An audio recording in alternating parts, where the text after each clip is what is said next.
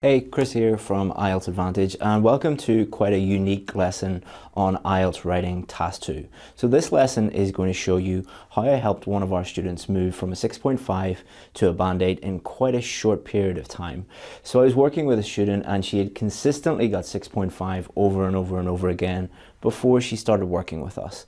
And then she started working with us and she said, I really need to get this done very, very quickly, because she had been offered a job in London and there was a time limit. She had a deadline.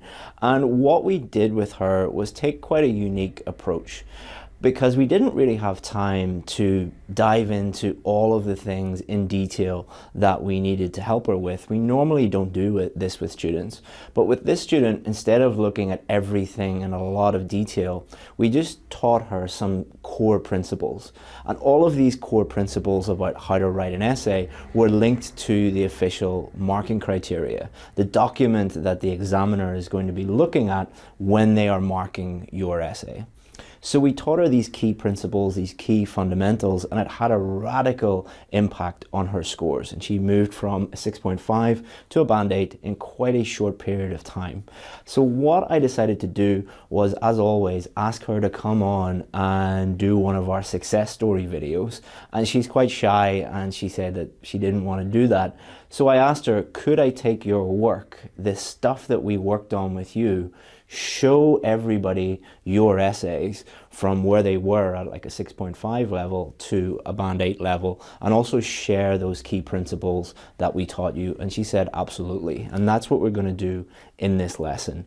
We're going to divide the lesson into three. We're going to show you how to think about the question first. So how to analyze the question, think about it, generate ideas, plan everything out.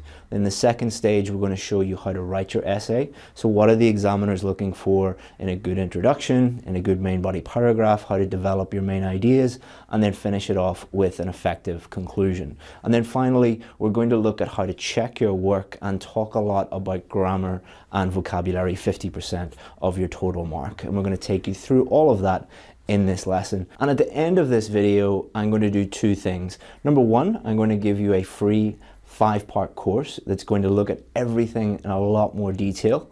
And secondly, I'm going to look at the tasks that we're going to set you in this video. So at the end of this video, we're going to ask you to write an essay, and we will randomly pick a few of those essays and give you detailed feedback on that. And then we'll make a separate video later in the week looking at all the common mistakes, the things that you did well, the things that you didn't do so well, and looking at those detailed feedback sessions that we will use from your work that you'll submit at the end of this lesson. So let's jump into my computer and we can start off with the first part of the lesson. Okay guys, welcome, and let's get straight into it. So what do I mean by a principled approach? So the examiner will be using the official marking criteria to judge your work. So on test day, you're going to write an essay. Later that day, the examiner is going to look at it, and they're going to be using this official marking criteria to judge your work. And this allows all tests to be objectively assessed by any examiner in the world. Our approach with this student was to teach them principles that were directly linked to the marking criteria. So teaching them what the examiners were looking for and how to give the examiners what they are looking for. And we'll look at these principles in this lesson. So this does not guarantee that you will see the same improvement, but will be a very, very good start to improving your scores. Obviously, I worked very, very closely with this student and gave them individual feedback and all of those great things, which I won't be able to give to most of you, but it will be a great opportunity for you to kind of get inside the mind of an examiner, understand what they will be looking for, and apply this approach to your own essay so that you can give the examiners what they're looking for on test day. So when they came to me, they'd failed the test, I think 3 or 4 times, and they got 6.5 at least 3 times in a row. And what I said to them was, the very first thing was, please tell me the last test that you did, can you remember the question? This was the question. She could remember it as best that she could. And I said, go away and write an essay under exam conditions, because the first point was to understand the exact reasons why she was getting 6.5 and understand the principles that she was unaware of, and understand some of the things that she thought would work but wouldn't really work. So this was the first step, and what we're going to do in this lesson is show you the essay that she produced that time and then the essay that she produced after we helped her understand all of these principles. So it will show you a lot of the common mistakes that people are making, and one of the ways that you can help you on test day. So after she did that, we looked at her writing and we said, you need to stop thinking about essay writing as just looking at the question and immediately starting to write, because it's obvious that you're a bit confused about what to do, and your writing reflects that, because your writing is a reflection of your thinking.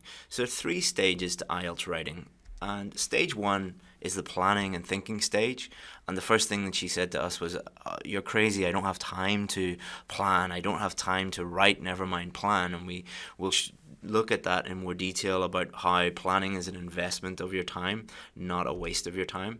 Then stage 2, the writing stage, obviously, and stage 3, checking. She was making a lot of careless mistakes. Her grammar and vocabulary were actually quite good, but she was making a lot of grammar and vocabulary mistakes, not because her grammar and vocabulary was bad per se, but she just wasn't spending the time to check her essay, but also wasn't aware of what to look for when she was checking her essay. And what we're going to do in this lesson is show you each stage in a lot more detail. So planning, we're going to look at question analysis, idea generation, structure planning, and a little bit about vocabulary. Stage 2, we're going to look at how to write an introduction, a main body paragraph, conclusion, and obviously grammar and vocabulary as well. And stage 3, the checking stage, we're going to give you a checklist of things to look for in your essays, and also how to strategically think about grammar and vocabulary, how to minimize mistakes and improve your band scores for grammar and vocabulary. So let's get straight into the thinking stage. As I already mentioned, the first thing that she said was, I just don't have time. I really struggle to get an essay done in the 40 minutes allowed. How am I going to have time for planning? So we changed our mindset a little bit from planning is a waste of time to planning is actually an investment of your time, because the more you plan, you're actually freeing up a lot of time, because instead of writing and then thinking and then writing and then thinking and then getting lost in the essay and having to go back and panicking, you do all of your thinking in the thinking stage, and then you do all of your writing in the writing stage. It's the analogy I always use is, if you were going on holiday, of course you're going to plan the hotel you're going to and book your flights and get a map of the city and all of those things to save you time. So think about the planning stage as that, planning everything out to save you a lot of time and make everything much easier for yourself. So your first job is to think about what the question is actually asking you to do. Looking at her essay, which I'll show you in a second, it was very obvious that she immediately just started writing and didn't really think about the question. And there was a major mistake in it, and we're going to show you that later on. So just remind you about the question. So I will read of this. So instead of immediately reading this as quickly as possible, which she did, and she made a major mistake because of that, I told her just to calm down, put the pen on the table or the pencil or whatever it is, and just think about the question first. You might think this is really, really obvious, but I'll show you the major mistake that she made later on that will hopefully convince you that this is a worthwhile use of your time. What she also did was she wrote about the general topic, but didn't really focus on the specifics of the question. So what we taught her first was take a minute or two just to read the question and think about it, but then divide it into the general topic. So the general topic is sleep, but the specific topic, what they really are talking about, is comparing sleep now, today, and in the past. And that will help you really hone in on the correct answer and writing a very clear, coherent, cohesive essay if you split it up between the general topic on the specific topic. And to do that, to get better at that, just look at lots of questions and, get 5, 6, 7, 8 questions and have a look at them and try and divide them into the general topic and the specific topics. And it will start to dawn on you how important that is, because a lot of students, what they do is they just write generally about everything that they see rather than answering the specific question. But that's just the first stage. The second stage of the thinking part of doing your essay is, what do they actually want you to do? Again, this might sound really obvious and you're like, oh, I know what they want me to do. I've read it. Well, you'll see, and most students actually get this question completely wrong. So number one, why is this? So what do you think is the reason behind this? Why is this? Keep it very simple. And secondly, what effects does this have on them? And it's really important that you understand that it's effects. Most people, when they do this question, and like you'll see later on with this student, what they write about are the causes.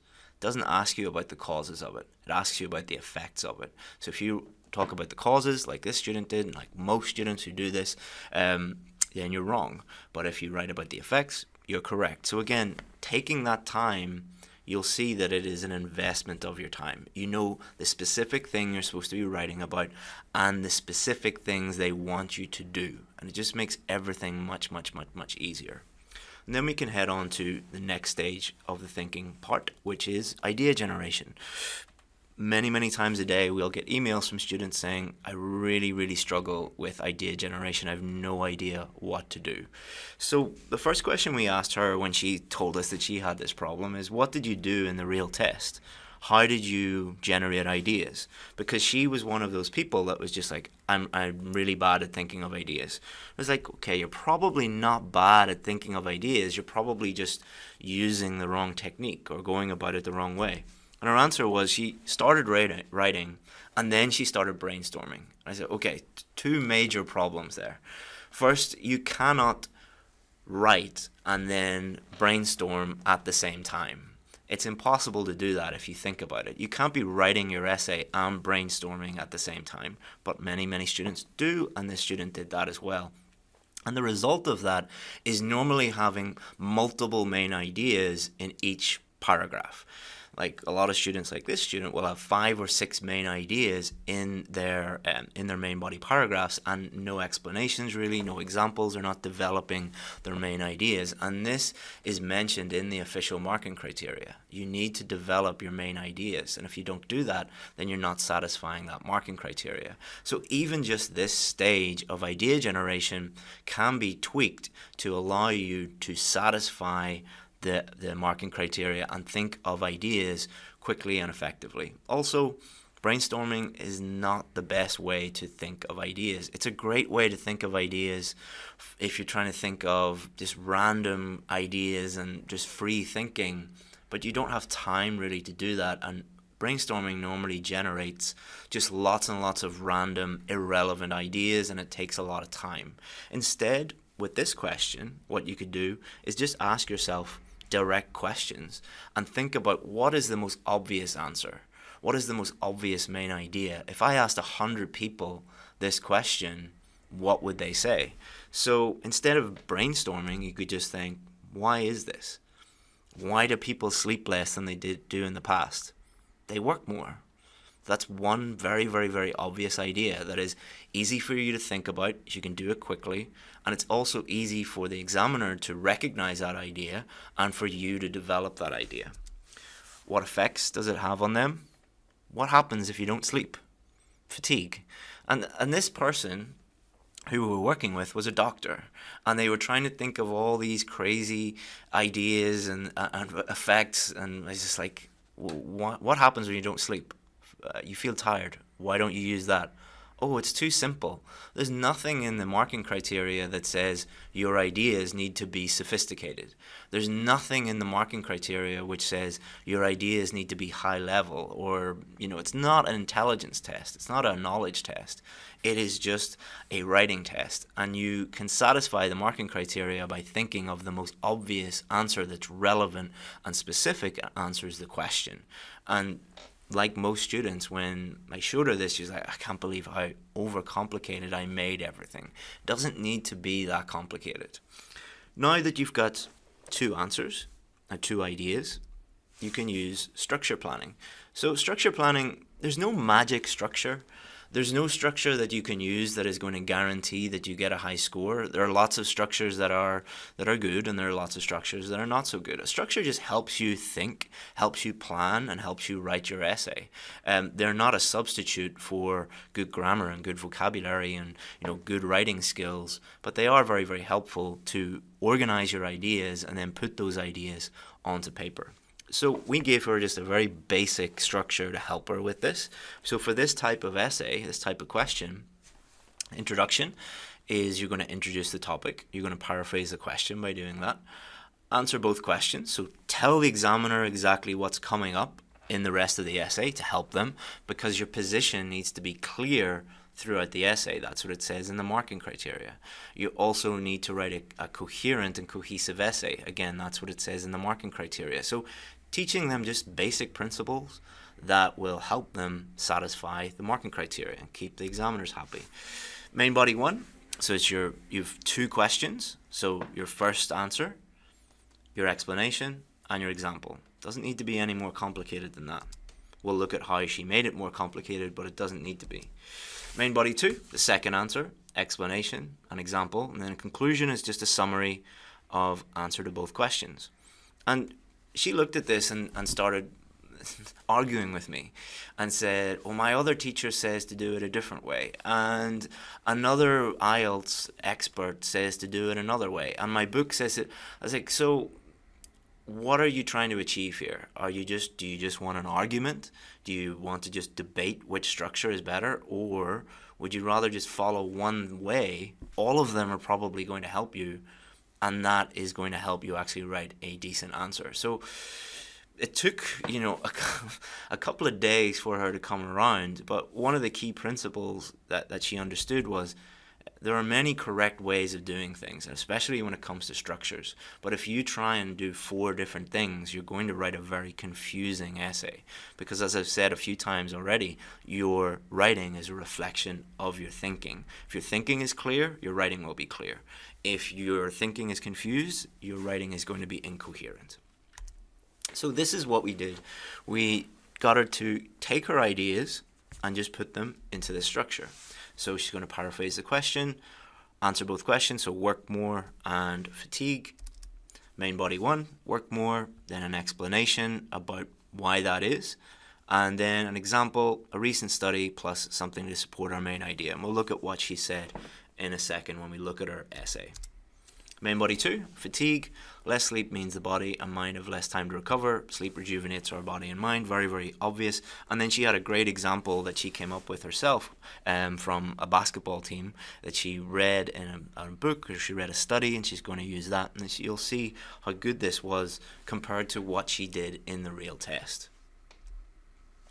So let's look at some key principles from the thinking stage. And you can use these principles too to help you write your essays. So number 1, take the time to understand the question and what it is asking you to do. If you don't do that, you don't understand the question, you won't be able to answer it.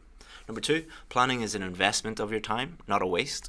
Number 3, think of the most obvious ideas. They are obvious to the examiner and easy for you to develop. There are no extra marks for good ideas. There are no extra marks for sophisticated ideas. Just use ideas that are easy to use and easy to understand.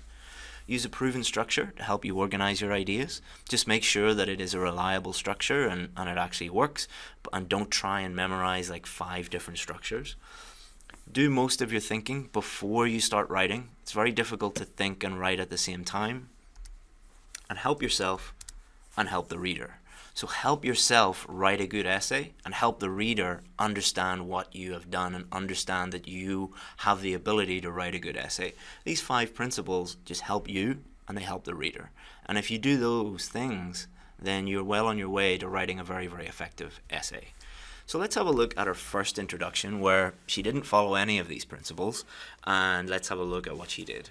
Nowadays, due to busy lifestyle, it is a common phenomenon for people to slumber less. This essay will discuss both views and finish with a reasonable opinion. So I said to her, what are you doing here? What are you doing in that first sentence? And she had no answer. And I said, what are you doing in that second sentence? And she had no answer. I said, well, if you don't know why you wrote those sentences, if you don't know the purpose of those sentences, do you think that the person reading it is going to really follow it or understand it? And I kept pushing her and pushing her, why did you do this? And she said, I looked at other essays and most of them started with nowadays and they talked about busy lifestyle. And I also looked at some YouTube videos that told me that if I used the words phenomenon and high level vocabulary like this, then I was going to get a really high score. I also looked at some blog posts and they started their essays with, this essay will discuss both views and finish with a reasonable opinion. And my answer to that was, this is not a memorization test. This is a writing test. You're not trying to demonstrate to the examiner that you watched some YouTube videos and memorized some vocabulary. You're not trying to demonstrate to the examiner that you read a few blog posts and memorized how they write an introduction. You need to demonstrate that you know how to write an introduction. It's pretty obvious. What is the purpose of an introduction? Why do we write an introduction? We write an introduction to introduce the reader to what the topic is and introduce the reader to what is going to be in the rest of the essay. Those are the purposes of an introduction. And if you don't do those things, then you've just wasted your time, and more importantly, you've wasted the reader's time, because the introduction is just there to help the reader understand what is coming up in the essay. So we applied those principles and let's have a look at our new introduction. So the first thing we got her to do was look at the question when you're writing your introduction. If you don't look at the question when you're writing your introduction, you're not going to write a good introduction. Pretty simple.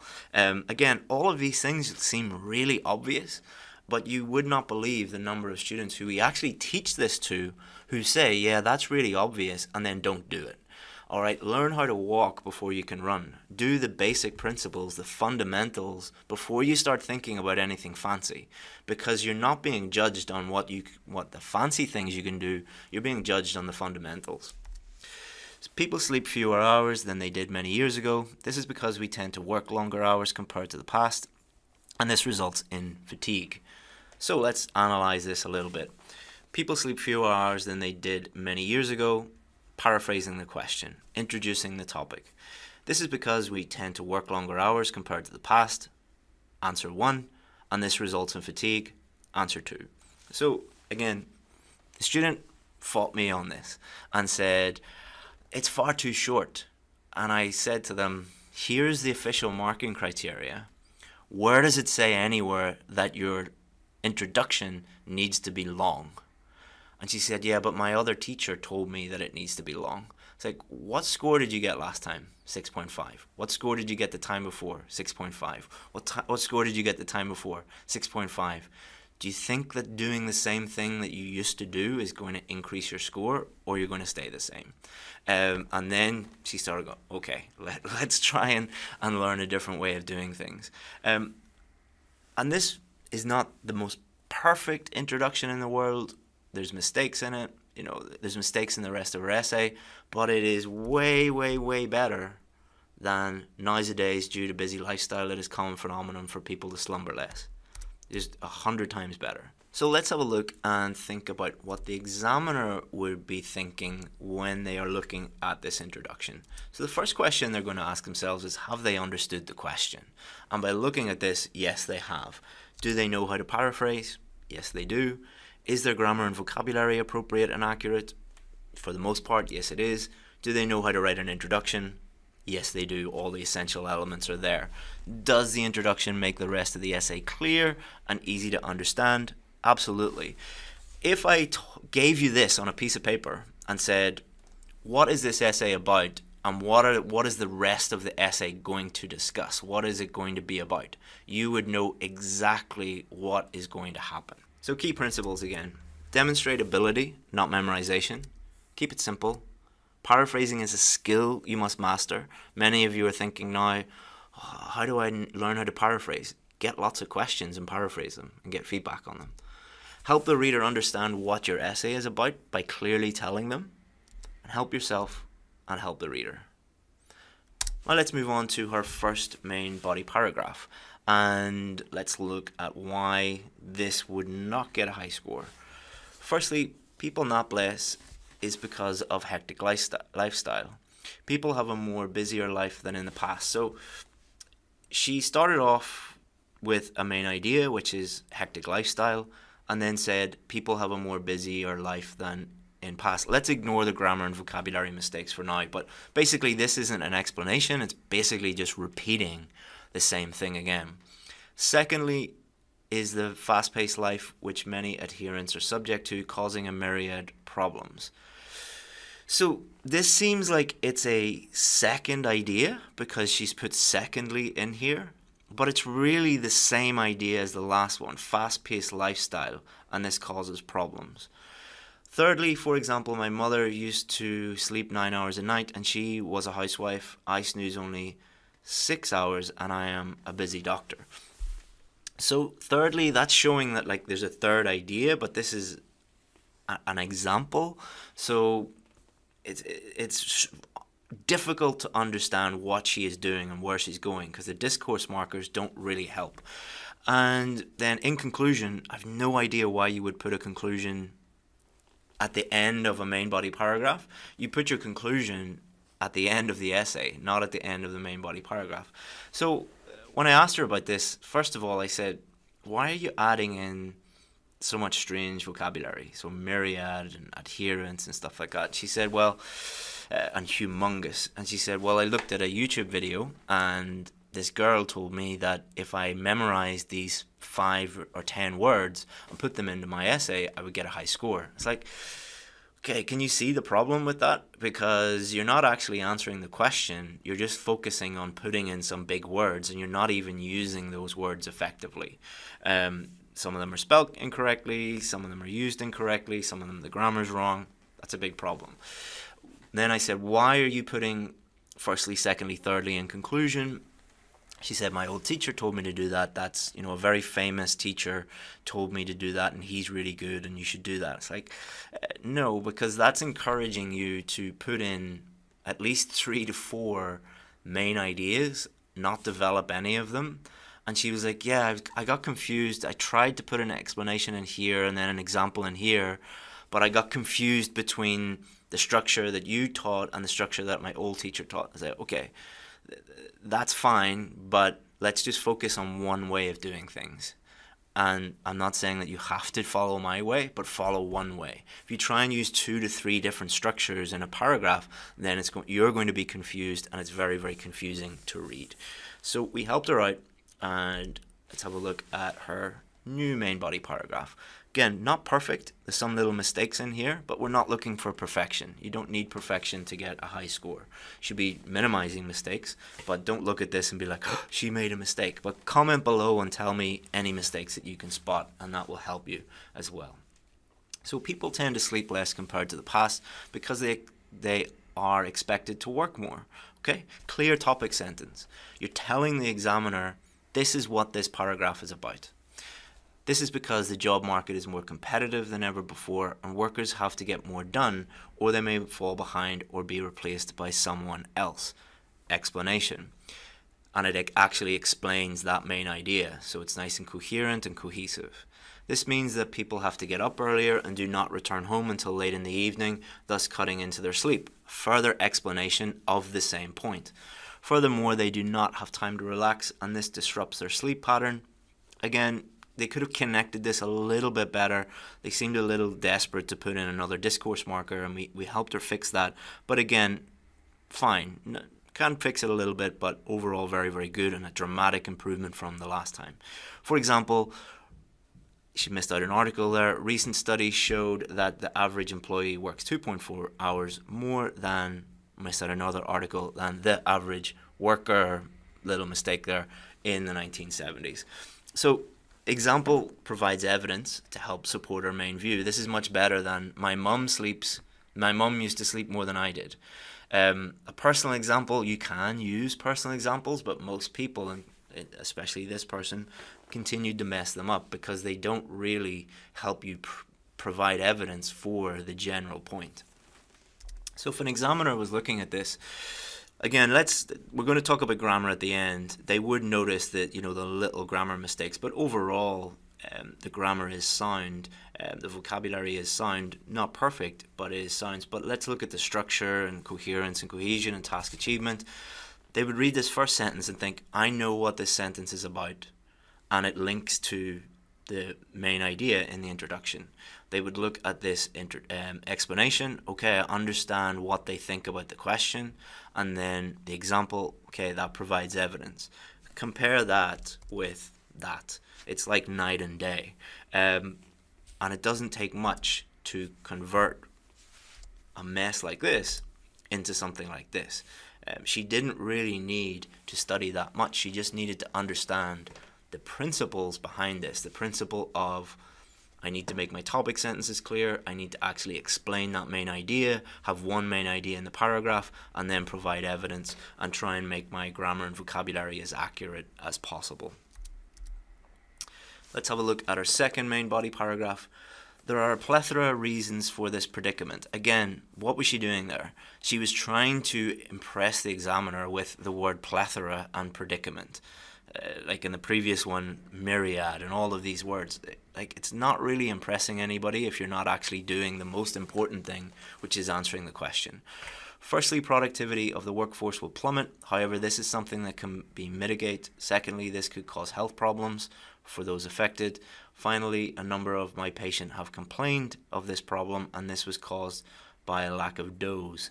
To recapitulate, reasons are multivariate and profound, which is not surprising considering how widespread this problem is. She just memorized that from another essay and put it in there, which is very, very obvious to an examiner. Also, she's talking a lot about causes and not about effects. So you probably spotted this when I told you about this at the beginning of the lesson. The question is about effects, but she's often talking about causes because she didn't spend the time thinking about the question, planning it out. If you do your thinking, you're not going to make mistakes like this. So we give her a new system to follow. The primary effect of this, so not cause, effect, widespread of this is, so she missed out the word is, widespread chronic fatigue, and spelled fatigue wrong. That is to say, large sections of the population do not get the required 8 hours, and this results in a high percentage of them being too tired to live their lives effectively. So she's making a lot of careless mistakes, and we'll look at the end of this lesson how she fixed those and how she got over that problem. This could mean that they underperform at work, are more irritable with those around them, or could even have health problems. For example, the Golden State Warriors basketball team employed a sleep expert, and they studied players who slept for more than 9 hours a night and compared than with those that only got 6. So she's making careless mistakes. Her grammar is actually quite good, but when she was doing this essay, she hadn't mastered all of the techniques yet. And she was a little bit under pressure with time, because when you're learning new systems and new techniques, it takes you a longer amount of time to do essays and to do anything. But she will show you how she fixed this. Those that slept less had more injuries and actually performed worse on the court. I was like, how did you think of that example? She said, I read a book about sleep. It's like, why didn't you use this in the real test?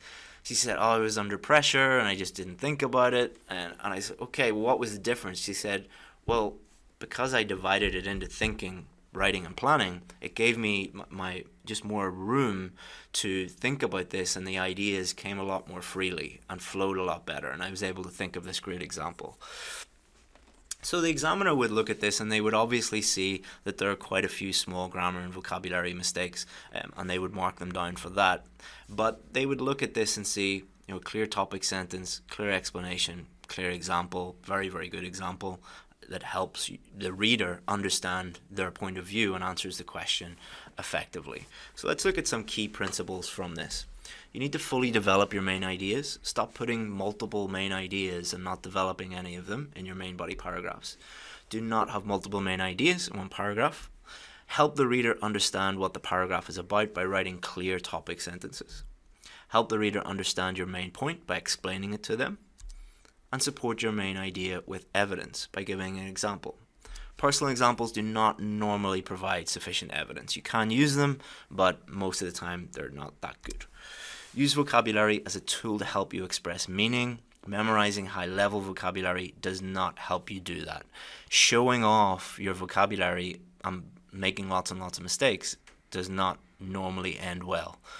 Use vocabulary to help you express meaning. That is the purpose of vocabulary, is to help you express your thoughts. So use it for that purpose. Let's have a look at our first conclusion. To sum it all up, we live in a fast-paced, hectic world where drowsing is not prioritization. It is my future prediction that this will continue to be a problem and will even gather pace in the coming century. Okay, why are you putting in new ideas and future predictions? Again, I seen this somewhere else and I just thought I would do this. So this person was a very, very intelligent woman. She was a doctor, but she wasn't thinking for herself. She was just memorizing stuff and looking what other people were doing rather than actually learning how to write, which is what we taught her. When you switch your perspective from, I just want to look at a bunch of essays and copy a bunch of things, to, I want to learn how to write an essay, then your scores are going to improve dramatically.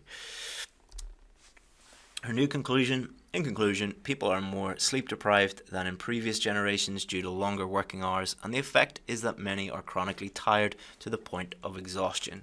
So summarizing her main points, making her position clear on both questions, that's what the examiner would be thinking about.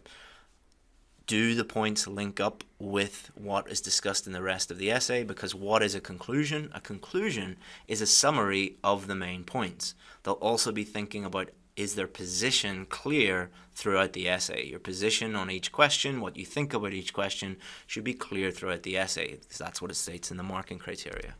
Some key principles for writing a conclusion. A conclusion should summarize your main points and provide a clear position. Do number one. Just do that. Don't do anything else. And you should not have new ideas in your conclusion. You shouldn't be adding in, future predictions and stuff like that. You can do that, but make sure they're actually related to what you wrote about, and just avoid doing it, in fact, because it doesn't actually add anything to your essay. Just keep it simple, follow the basics, follow the fundamentals. So, third stage is checking. So you might have noticed that she made a lot of mistakes, especially in the third paragraph, the second main body paragraph. So we're going to divide the checking stage into three parts: checklist, grammar, and vocabulary.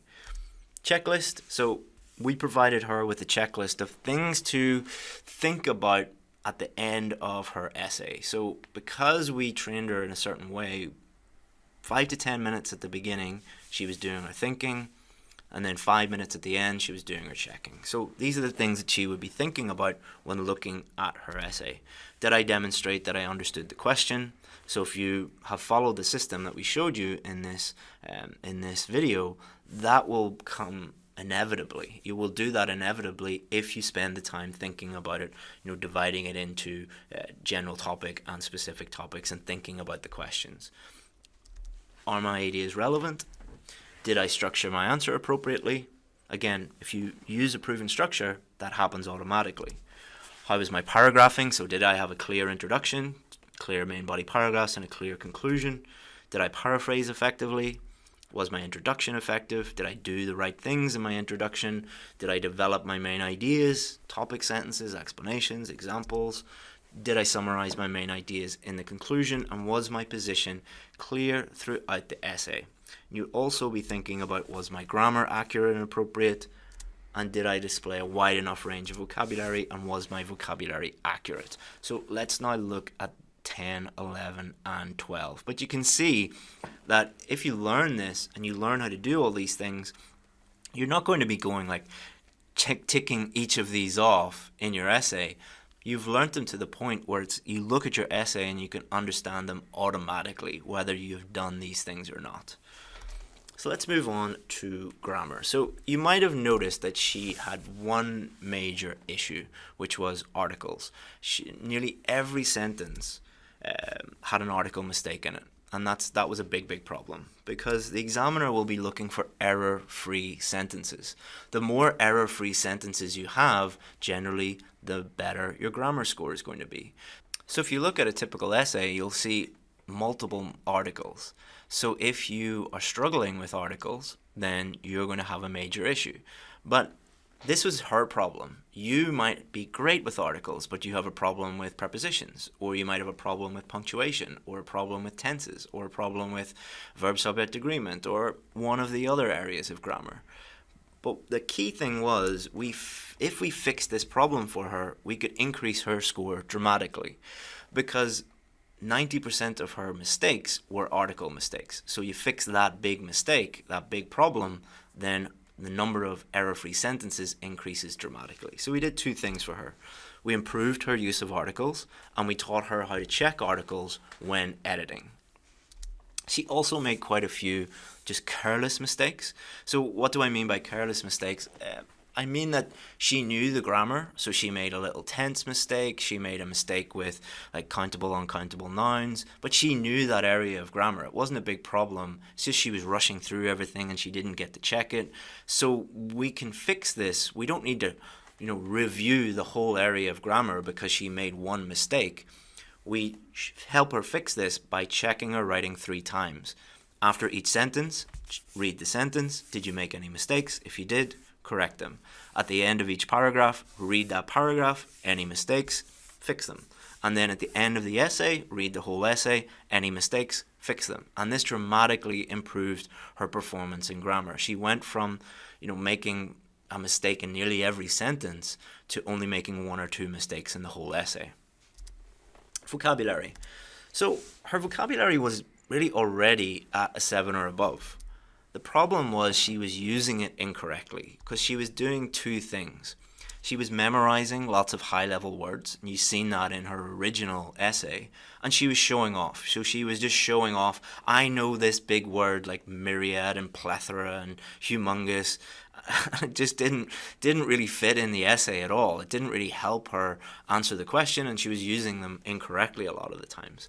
And we can fix this immediately by changing her mindset. Changing her mindset from using and showing off high-level words to use vocabulary you already have as a tool to express meaning, not to show off. So we looked at her vocabulary and said, your vocabulary is actually pretty good. You're making way too many mistakes, but you're making mistakes because you're pushing too hard. Like going to the gym and lifting a weight that's too heavy for you. Lift the weights that you're capable of lifting and you'll get stronger and stronger and perform better. But if you lift a weight that's too heavy, you'll drop it on your head and kill yourself. Same with your essay. If you use vocabulary you don't know how to use, you are going to destroy your chances of getting a high enough mark. So let's check our essay again when it comes to vocabulary, because we had a little bit of a debate, and you're probably looking at her essay and screaming at the screen that there's a big mistake in it. If you know that mistake, put the comments and tell me what you think of her vocabulary before we actually look at this big problem that she thought she had but she didn't really have. So this is her essay. Let me blow it up a little bit for you. So let's see. Okay, so when you look at her original essay, she varied the word sleep over and over and over and over again, but incorrectly, and we'll look at that in a second. So when I gave her feedback, I said I marked most of the variations as synonyms of sleep incorrect. So some of them were informal, some of them just the meaning was wrong, some of them the style was wrong. And she had a bit of a debate or an argument with me, and she said, you can't repeat any words. If you repeat words, you'll get a low score. Everybody knows that. All of my teachers told me that. And I said, okay, well, let's have a look at it. So we took her essay. So this is her essay. And we put it in here, which is word counter. So you can just copy and paste any document in here. 272 words, shows your mistakes and all of those things, but let's have a look here. Keyword density. All right, so she used sleep 7 times.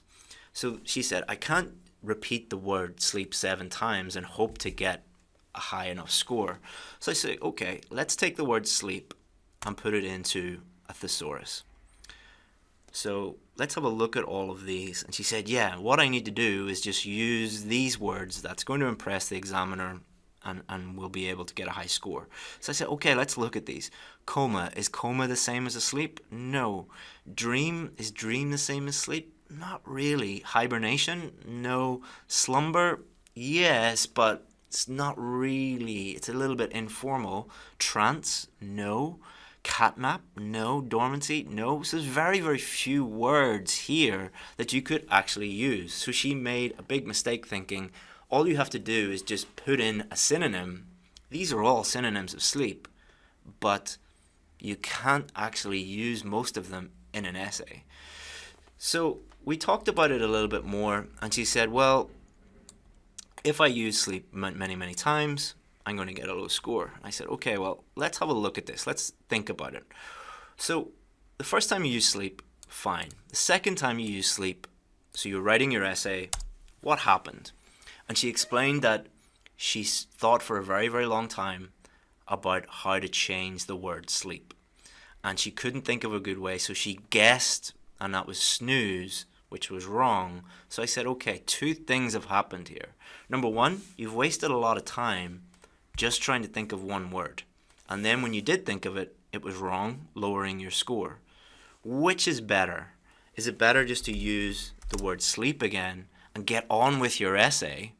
Vary your language as much as you can. If you can change it, change it. But if you can't think of a word, and if you can't think of a correct word, don't use it.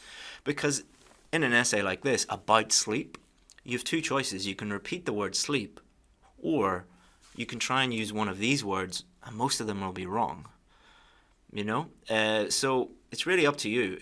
You have to vary your language as much as you can and demonstrate to the examiner that you know how to paraphrase, you know how to use synonyms, but there will be some words that you just have to repeat. And if you disagree with me, tell me the alternative. Tell me what you should do instead. Should you use a bunch of words that don't mean anything, or don't mean exactly the same as the word you're trying to replace? Use the wrong words, or sit there for 20 minutes trying to think of one word.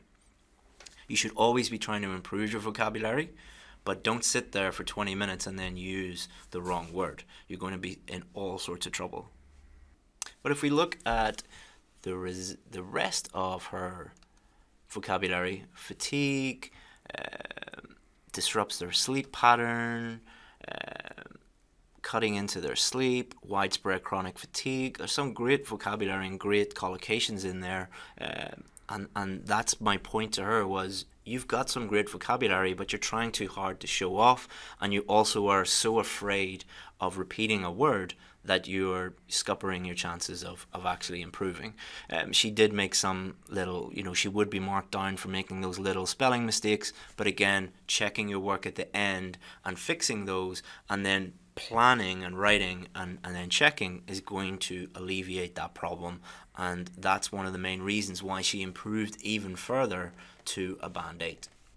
So as promised, if you click the link in the video, and it should pop up now, the little link, or you'll find it in the description below, just click the link that's popping up right now to get access to our free 5-day challenge. I threw a lot of stuff at you today, and it was kind of from a kind of 30,000 foot viewpoint, and we're looking at a lot of fundamentals and basic principles. If you want to look at things in a lot more detail and look at a 5-day challenge, 5 lessons showing you exactly what to do and giving you 5 tasks and 5 feedback sessions, just click the link. It's totally free and you can get it now.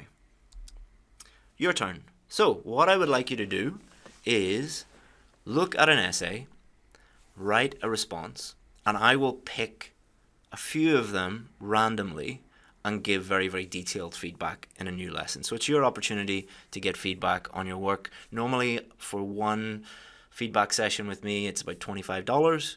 So you can get an opportunity to make $25 basically, or get a free correction. People eat more processed food than they did in the past. Why is this? What are the effects of this? I will randomly select a few essays and give detailed feedback. Feel free to comment on other people's essays too. So this will really help you understand the basic principles that we talked about today. And giving other people feedback really helps you learn the material and really solidify what you have learned today.